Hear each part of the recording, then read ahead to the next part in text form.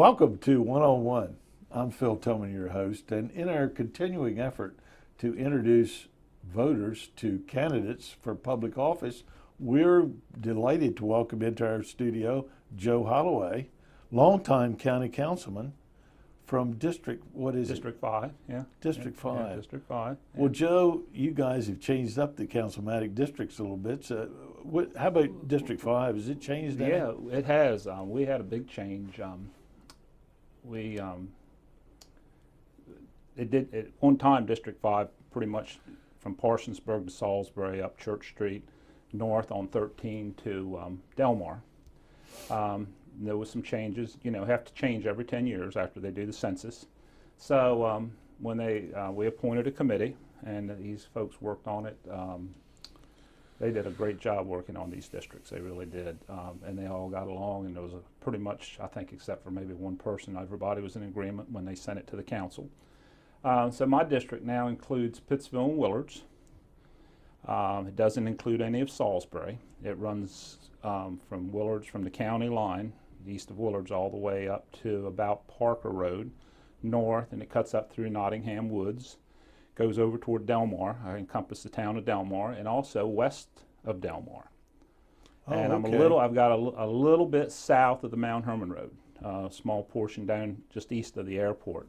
Okay. And Well, how includes about Walton. Pine Knoll Terrace and Avalon Park? Are they still in your district? Yes, oh yes. Okay, it's on because this, I know they were mhm, used to be. Yeah, yeah. It's, Yeah. So yeah, there's nice neighborhoods. We've got some very nice neighborhoods in our Yeah. district, and nice towns. People take a lot of pride in their neighborhoods and towns. I got Kilburn and like you say, Nottingham Woods and those areas, and good people. Yeah. Hardworking Yeah. people. Yeah.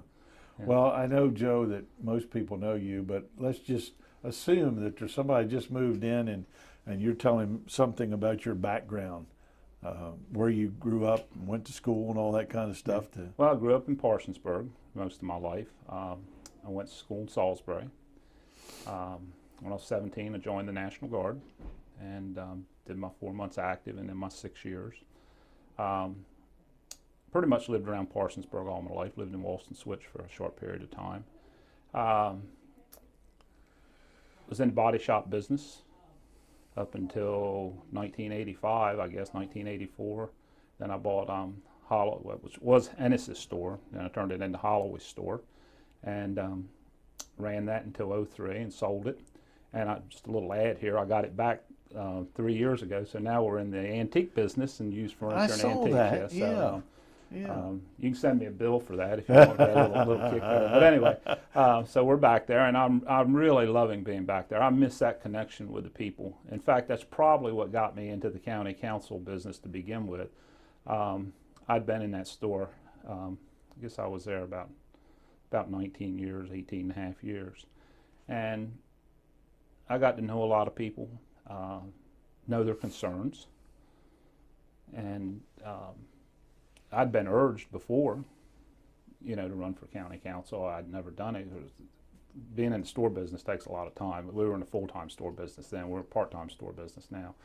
And so I never did run at that time. I helped Mr. Edgar Morris when he ran, and we were successful there. We were just talking about Edgar. Edgar. We were talking about Edgar a few minutes ago. And so that was my first taste of politics when I helped Mr. Edgar. We run a successful campaign. And for the '06 election, I was asked by several people if I would run, and I did, and I've been there since then, and I've enjoyed it. Yeah. It's been some good. I don't know if any of the councils before us has had quite the task that we've had due to the big recession. Yeah. But we've got through it, hopefully, and it looks like we're on the upturn a little bit here. So maybe we're. I'm trying to remember when you were elected the first time. Was that when the county executive form of government came into That's correct. into being? '06. That's So correct, yeah. so you were there when the county council and the county executive were trying to feel your way into, well, who does this and who has this That's authority correct, and yeah. all that kind of stuff. We've still not got that figured out. Well, it's it's a work in progress, I imagine, yeah. and partially depending on the personalities Yeah, involved, yeah, probably.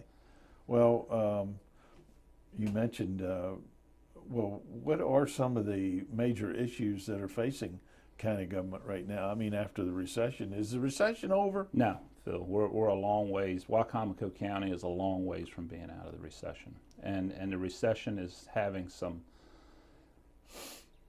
has caused some long range impacts that's going to affect Wicomico County for a long time. No doubt, we lost a lot of revenue, and different people have different opinions. And I always put it, well, it's kind of like, you have a household with two incomes and one person loses their job. And that's kind of like what happened with Wicomico County. We had a big decrease in income, but for whatever reason, we had some decreases in spending, but we didn't have enough. And it kind of built from there. So we're a ways away from being out of the recession. Yeah. I remember back, Joe, when in my time there, and they would talk about there a certain amount of the county budget is just automatic, and then there's a certain percentage that's up to the discretion of the elected officials. For instance, you have a sheriff's department, and you have the Board of Education, and you have this and that, and you have the bonds you have to pay, and you have to pay on the retirement every year, and I don't know, those things that just have to be done. How much discretion do you guys have? Well, it seems like we're getting to have less all the time, a lot of it due to state mandates being pushed down. One of the problems that I've seen is with our Board of Ed, we all want good education, there's no doubt about that. Board of Ed gets half of our budget, but we have really no discretion on how that money's spent, none whatsoever. And the state did an audit earlier this year, and some of the things that came out in that audit pretty much says, or doesn't say, but it proves that we should have a little more discretion on how some of that Board of Ed money is being spent. The Sheriff's Department, no doubt, they've needed more money. When the recession hit, they took a big hit in their budget. All departments did, pretty much so. Crime didn't recognize a recession. I mean, it kept on going. Maybe it got worse. Yeah, in a way. It probably did. And so we had that. The fire departments, you have those services you have to maintain. We were talking about the fire departments earlier. You have to maintain those. People expect those services. But there was other. I'm a little bit of a nitpicker when I get up there and look at how some of the money's spent. Earlier this year, we had during the middle of the year, before we started working on the budget, the executive's office came to us and they had $2 million sitting in the roads budget that they wanted to transfer into the general budget to carry us through the rest of the year because they hadn't anticipated us coming up that short. My question was, as bad as our roads are, why do we have $2 million sitting in the roads budget? Why? You mean, why hadn't it been spent? Yeah, why hadn't we used it? Well, we didn't have the help to use it. So, for the most part, roads, we use contractors to repair our roads. Anymore. Yeah. Now, a lot of our problems stem also from the state. They took $7 million a year away from us on roads for the past several years. And that really, that was our roads money. Yeah. Sure. But it's like this couple that one person loses their job. You have to overcome these problems, and sometimes it hurts, but you have to do it. Yeah. Wicomico, is pretty high taxed. We're at the maximum on income tax right now, and we are losing. This was an interesting piece I read here not long ago. Change Maryland did this study. In an 18-month period, we lost 300 and some high-end taxpayers to Worcester County and Sussex County. Now, whether they moved or just had places down there, they changed residencies. And I've had people tell me, their accountants tell them, hey, you need to get out of Wicomico County. Because the income tax, piggybacks is less in Worcester County. Oh, sure. It's killing us. I mean, we're losing these people. Yeah. I actually had one gentleman tell me, he says, I'm saving enough in income tax by claiming residence in Worcester County to pay my condo mortgage. That's pretty tough. How do you offset that? Yeah, it's tough. Yeah. What that tells you is your taxes are too high. Yeah. Now we paid the Sage Group to do a study, and they put 3 panels of citizens together, and all 3 panels of these citizens agreed that taxes were the problem in Wicomico County. That was one of the big problems. It wasn't the only problem, but it was one of the big problems right there. So, well, when the county lost $7 million in roads money, and then the revenue, people made less, so the piggyback, I guess, either static or went down or whatever. I was looking at those figures earlier today. I think it was 23% or something like that in income tax revenue. Yeah. In a couple years there. So I guess the question is, how do you lower taxes in a situation where where your revenue's already way down? Right. How do you between a rock and a hard place? Yeah. How do you justify raising them? Yeah. That's the problem. And unfortunately, the past 2-3 years we've had property tax increases, and that's not faring too well with some folks. Yeah. And I even though it's within the tax cap. Well, yeah, revenue cap, because the values of their homes went down. So that made it allowable under the revenue cap to raise taxes, and I didn't agree with that. You voted against it. I voted against it, and I'm not going to vote for a budget that's going to include a tax increase as long as I see some of the waste and abuse of taxpayer dollars that's going on in Wicomico County. I'm just not going to do it. Yeah. I can't support that. When I can sit out there and say, look, I think we're doing everything we can do to spend taxpayers' dollars properly, then I could say, okay, we've got to have a tax increase. But I've not seen that. There's too many other things going on. Yeah. So. Well, roads, we've talked about roads, we've talked about Sheriff Department, Board of Education, and the fact that you have very little control over that. I guess you can't, how about the idea of elected school board? Are you in favor of that? Oh gosh, yes. We tried that. Mr. Pollard, unfortunately, wouldn't go along with us. Rudy Kane said that he would not support it unless it was a joint effort between the executive and the council. Delegate Mike McDermott was good enough to put it forward in Annapolis for us. And apparently, if my understanding is right, Mr. King wouldn't push it forward, and we got no support from Norm Conway on it either. An elected school board would give I don't know, fix all the problems over there, but it would give accountability. People could pick up the phone and say, hey, wait a minute, I voted for you. When you have a voter call up and they tell you, say, hey, I voted for you, I supported you, I need something, I want to know something, or I need something done, or I need, people pay attention. When you get appointed, there's not as much accountability. Mm-hmm. And they're good people on the school board. I'm not saying that. I'm not criticizing anybody. Some of them I know well. But I think the voting in of a school board would so much increase the accountability of the people that are there. I really do. Mm-hmm.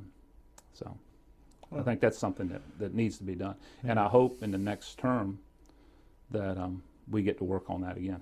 I hope so. I hope so. So yeah. Anyway. Yeah. Well, Joe, what are some of the other issues that when you're talking to people in your store, and they come in and they want to talk politics, which I'm sure you're real willing to do that, because I know how much you like to have conversations with people and stuff. What are some of the other things they're talking about? Well, taxes. That's probably one of the big things. And then, okay, so people say, well, why does taxes keep going up? Then they say, well, why can't I get my road fixed? It works back. The same person says no, not the same person all the time, but maybe. You hear it both ways. But what you got to remember about the roads is they're still paying this gas tax when they go buy gasoline. Oh yeah. Just as much as they would very well know that. Just as much. It's probably second or third biggest expense some people have in their households, gas. If they travel very far to get to work. Yeah. So and then they get on the road and they can't drive over 35 or 40 mile an hour. But then the other day, a lady called me up and she was upset because they paved her road. She said now people are driving too fast down it. So You can't win for losing. You get it both sides. But anyway, it's you have. I think those are two of the big concerns. Crime. Crime's something we're hearing more about. In Parsonsburg the other day, Sunday, I was over to Jerusalem Church to the homecoming, and a lady that lives right around the corner, they tried to bust in her back door in the middle of the day. Right there on Morris Leonard Road. And they were visibly shaken. It just we're seeing a lot of that daytime stuff. I think it's the drug trade that's driving that. Yeah. People just kicking in the doors. Thank goodness they weren't home. Might have been good that they Yeah. weren't home. Yeah. Crime is a big thing that people are talking about, and like say taxes, the roads, and everybody's concerned about education. I think. You mean the quality of education, or how much is being spent for it? I think both. Uh-huh. I think both. When the Bennett High and the Bennett Middle thing was going on, that was a big deal. We heard a lot about that. Most of the people I talked to, and I think, I heard you ask Mr. Travers earlier whether you think you're a conservative, and I think when you are a conservative and you tend to attract more people that's going to talk to you that are that way too, and they were concerned about the over-the-top building, or as some people have said, Taj Mahal type buildings that they're building for schools. Why are we needing to build such a fancy school? Why are we spending that much money? I had those questions too, and never got good answers for them. But anyway, and that all boils back down to the cost of living, taxes, and things like that. So Yeah. How much? What is the percentage that the state pays for building schools? it's about half. Is it roughly half? Yeah. The issue. They claim it's more than that, but it really isn't. No, is it's it? about half. If you figure in the new desk And and all of it, connection, engineers, and everything. Yeah. Yeah. The interesting thing that I found, they will not pay any extra if you wanted to overbuild a school as far as capacity. Yeah. So say you would take Bennett High, for example, when it was built. So say we could cut back on the architectural, not make it as fancy and not put the curved glass and all that, but you built it for 4 more classrooms. or 100 more kids. You couldn't get that money for that. No. The state wouldn't go along with it. Some of that stuff makes sense. You're predicting an increase in population. Was it Selbyville, Delaware? The other day I was reading in the paper, they've got 74 children in Selbyville school that's come from Guatemala. The border kids that they've moved into. I don't know. I haven't heard if Wicomico County's ended up with any of those folks or not. But so that's the kind of things you never know what's going to happen in the future. And it's or how big the class is. Right. Of what is it? English as a second language or something like that. Yeah. Mm-hmm. I would assume you need to teach that in a separate classroom. That's right. Yeah. So. Well, I remember when we built Northwestern School, and the year after it was finished, we had to put a portable out there because the state wouldn't approve. Now, some of the richer counties in Maryland will go ahead and add at their own expense and then get reimbursed in years later. But if you don't have money, hardly have money to build it to begin with, you're not going to be able to do that. Self-fund it, in other words, without the state. Yeah, money. I think there's some counties that's almost done that. Come close. I to know doing that that. Montgomery has done it, and Howard, and but I mean, of course, historically they've been rolling with money. So. The two schools, Bennett Middle and Bennett High. It was funny. We were at Bennett High when they had the auction, and I was with a former council person walking up and down the halls one day. The day they had the auction, and he graduated from there in '69, I think it was. He says, this school doesn't look any different today than it did in 1969, other than it's a mess. He says, why do we need a new one? I said, well, I've asked the same question. Why couldn't we repair it? So I don't know. Well, Yeah. that die is cast, but it's done. It's over but you're with. saying that in selecting those priorities, you would have done it differently. I think so. Yeah. Yes, I looked at it differently. Yeah. Yeah, I really would have. Look, I've heard people say, "Well, we didn't have air conditioning when we went to school," and we didn't. I remember some very hot days at school. we got out of school earlier and we went to school later as far as the seasons go too. Right. But now kids have air conditioning at home, they have air conditioning in their cars, or we're all used to having air conditioning. Majority of us are. So I don't have a problem when somebody says, look, we need to get air conditioning in these schools. I know what it's like to sit in a hot office or a hot store. When I bought that store in Parsonsburg, we didn't have air conditioning. I don't know how those folks stood it from 1910 to 1985 with no air conditioning in that store. But anyway, so Pittsville, they finally got Pittsville. I think it's all air conditioned now. And Are there any schools left that I think don't? there's 2 or 3 without air conditioning. Really? And I Still? think some of them's probably got partial air conditioning, and they're getting that taken care of. But on the other hand, Rick Pollitt has made the statement over and over that Wicomico County has a habit of not taking care of its stuff. And I've heard him say that. And it's an honest statement. So why not take care of what we've got? Beaver Run right now is in, I think, terrible condition if you walk around and look at it. It really needs a lot of maintenance done to it. They've had water problems, which they're trying to get squared away, and I think they're working on put new wells in or something. Yeah, and they're going to run city water and sewer to it, which has been needed to be done. They got it across the highway, so they're working on that. I'll give them credit for that. They're trying to get that done, but I don't know. I was told these schools weren't built to last that long. Well, maybe they weren't, but we've got Y Junior sitting there, which is Y Middle. Still a good building. Sound is all get out. Yeah. Now it maybe. Who knows, Joe? Maybe when they built it back then, somebody said, "Well, you spent too much money on Y High." I'm sure I they don't know. did. I'm sure they did. But it was built to last. Yep. I'm sure there was people out there. Yeah. Criticizing them like maybe I was this time. I don't know. Well, I don't know. I remember when we decided to remodel Y High, we had engineers and architects and saying, well, if you just tear this building down and rebuild it, it'll be X number of dollars. And we finally decided, the council I was on, to remodel it. Yeah. And put walkways between the buildings, because it's built on a campus. Right. I think they call it a campus style, right. Which is similar to California. Well, we have different weather than California has. It never was very practical for well, it's here. kind of like Beaver Run's built the same way. Yeah. They close. Yeah. Well, it was It's interesting. I was talking to a gentleman that was on a board of a school board, and they were getting ready to build a school, and they had architects come in, and they said, well, here's what we've drawn up for you. Well, we don't want that. Oh, well, this is what you got to have. I said, no, we don't want something that fancy. We want it to be, 4 walls. We want it to work. We don't. It doesn't have to be over the top.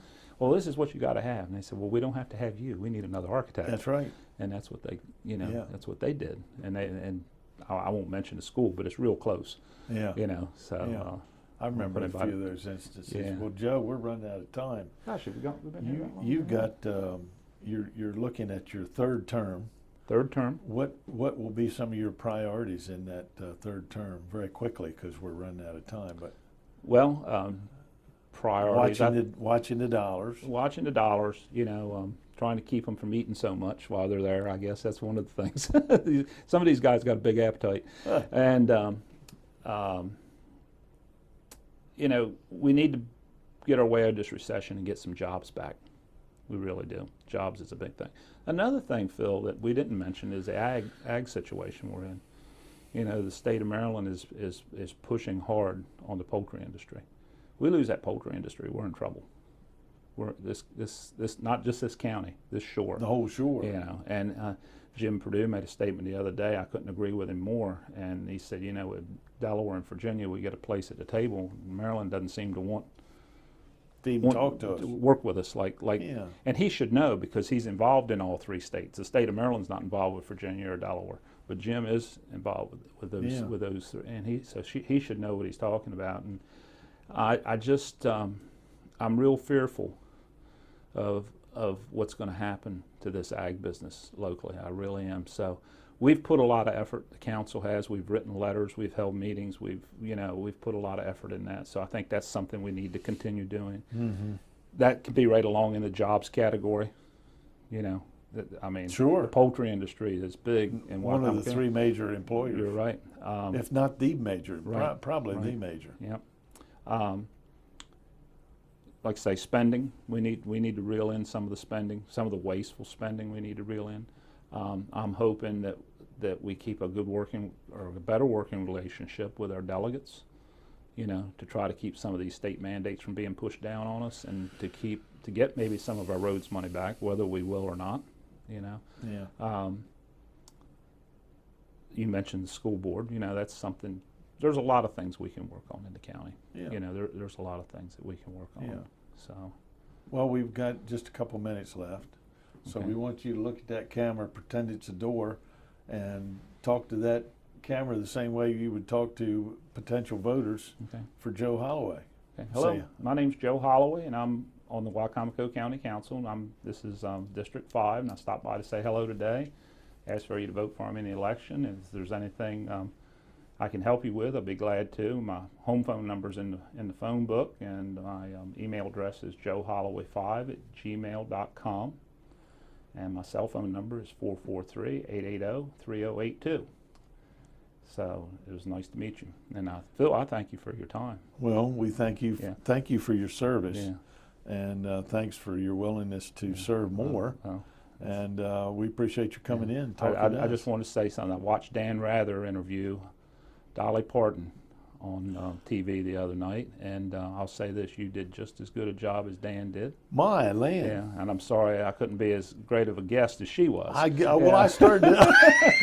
You took the words right out of Yeah, I didn't yeah. not as great a guest, but you certainly look a little different. yeah. She still looks good at her age. Oh, She's yeah, got to yeah. be in her 60s, Yeah. isn't she? Or, I guess, yeah. Yeah. He's Well, doing a good. thing called the Big Interview, and he's interviewed a lot of the country music stars and rock and roll Good. stars, and Yeah. so. Well, good. So you do just as Well, good a job or better than he did. I Yeah. appreciate that Yeah, compliment. yeah, Thank you yeah. very much, Joe, Yeah, and okay. thanks for your service. Yep. Take care. And Yes, sir. thank you for being with us on this segment as we've interviewed Joe Holloway, Wycomico County Councilman, who is also a candidate for re-election for District 5, right here on PAC 14.